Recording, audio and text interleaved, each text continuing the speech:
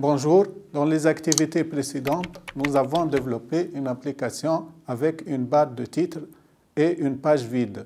Dans cette activité, nous allons ajouter une barre de menu qui contient 3 boutons cliquables. Comme vous pouvez le constater, la création du menu est très simple. Il suffit d'ajouter une barre div avec le style MDL Layout Drawer qui contient une balise span pour le titre du menu et une balise nav qui contient des balises A avec des liens hypertextes que nous allons spécifier par la suite. Maintenant, vous pouvez vérifier dans votre navigateur. Nous avons créé une barre de menu qui apparaît et disparaît avec le clic de la souris. Nous avons fait des liens vides avec le caractère dièse. Ces liens seront remplacés par la suite par des liens vers les pages convenables. Nous avons terminé avec la barre de menu. Après le test, nous passons à la création du contenu de la page principale. Cette page contient une image et un contenu textuel.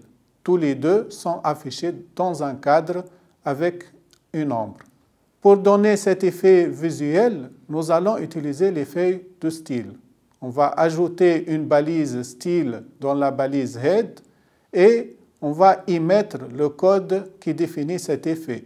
Grâce à ce style, nous avons défini les couleurs du cadre et du texte, ainsi que sa largeur et le chemin de l'image qu'on va afficher. Puis, dans la balise div principale, bien sûr, que nous avons placée directement dans body, nous allons ajouter le code HTML du contenu.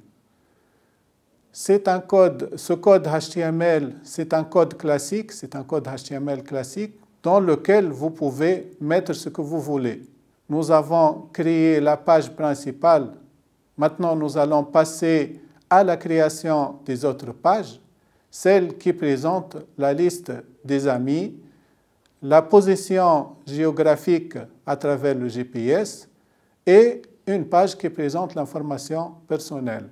Pour bien organiser notre code source, nous allons créer un nouveau dossier qu'on va appeler HTML, dans lequel on va y placer toutes les pages HTML, sauf index.html. Puisque toutes les pages auront presque la même structure, c'est-à-dire les mêmes balises de style, une balise body qui contient tout le contenu de la page web, y compris la barre de titre et le menu, et une balise main dans laquelle on met le contenu de l'application, c'est-à-dire le menu et la barre de titre ne sont pas inclus.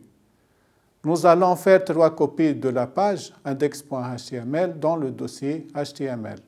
Si on ouvre les fichiers dans un navigateur, on remarque que l'affichage n'est pas correct. En fait, c'est parce que les chemins des feuilles de style et du code JavaScript a changé, puisque les fichiers sont maintenant dans le dossier HTML. Il faut donc corriger tous les chemins des fichiers de la bibliothèque.